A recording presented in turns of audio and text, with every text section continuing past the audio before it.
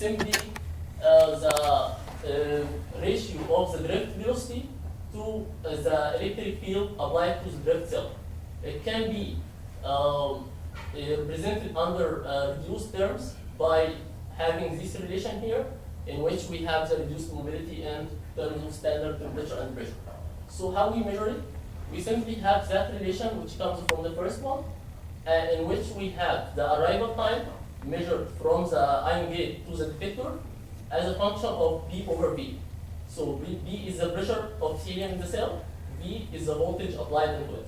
So from that relation, we can see that we have direct relation or linear relation. From the slope, we can get the reduced mobility like here.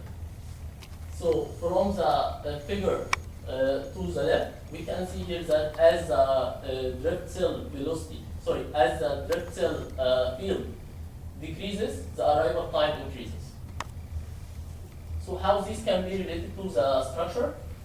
From the kinetic theory of gases, from here, we can see that there is a direct relation between the reduced mobility and the collision cross-section, which is directly related to the structure.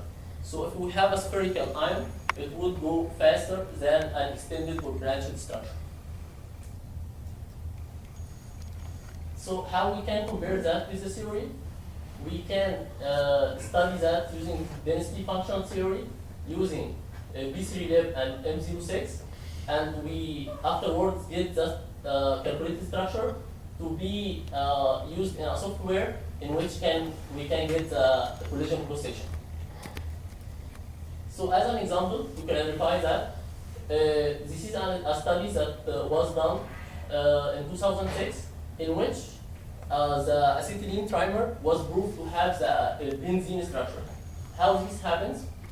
Here, this is the collision cross-section measured for the acetylene trimer, and it actually matches really well to the benzene cation. So this is one of the proofs that acetylene trimer can isomerize to have benzene structure.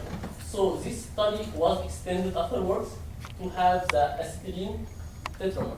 So acetylene tetramer, will it have the covalent structure like styrene? So to answer that question, we compared here the collision cross-section measured for the acetylene tetramer to that of styrene. And we found that there is a big difference here. So the answer of that question will be no. So what can be the structure? The structure was found to be benzene acetylene complex. And if you compare that one, which is the acetylene tetramer, with the benzene acetylene complex, you would find that they are matching really well, and the arrival time is matching to the experiment too. So this study had been used to tell about the acetylene clusters, that they have different structures. So the dimer can have the cyclobutadiene mixture with vinyl acetylene, and the trimer would have benzene structure, while the tetramer would have benzene acetylene complex.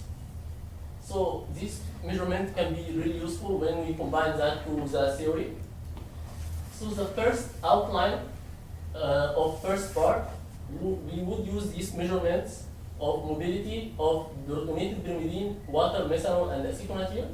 And afterwards, we have another study that for first time we talk about it is the thermochemistry measurements using protonated pyrimidine and all these solvents.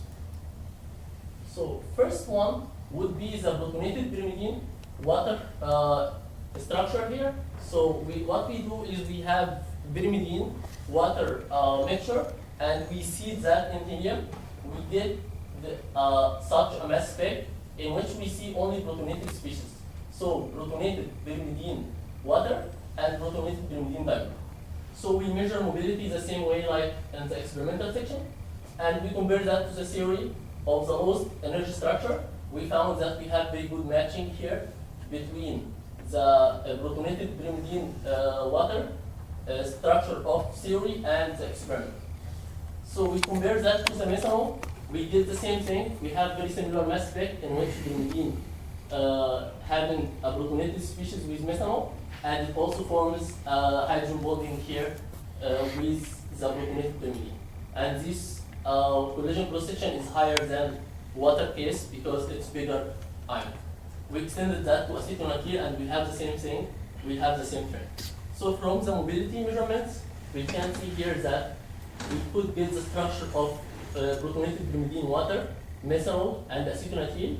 When we compare the three together, we can see that it goes higher from water to methanol to acetonitrile.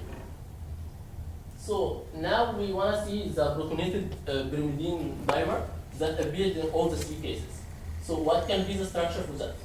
So when we did the same thing by changing the arrival time distribution using voltage, we found that this can be the structure that came out from the theory, and it matches really well with the experiment.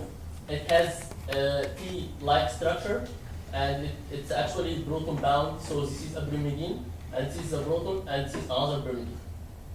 So from here we can see that the ion mobility measurements can be used to get the structures when we support that by the theory. Now we want to do binding energy measurements to see how tight are these interactions. So we start from pyrimidine radical cation interaction with water. So we start from pyrimidine with nothing in the cell, so we see no contamination. Once we see water in the cell, we can see here the first and second addition at room temperature, and also we see here protonated water clusters. And both of them are shifted to higher clusters as we go down in temperature because these are association reactions. So the products that we have are pyrimidine water complexes in which we want to investigate how the structure can be, if the interaction going to be between water and aromatic hydrogens or between the hydrogen of water and nitrogen. The second product that we have is the protonated water complex. So these protonated water clusters, we see that they are formed at n equal or more than 4, not before that, not after that. And so we need to answer to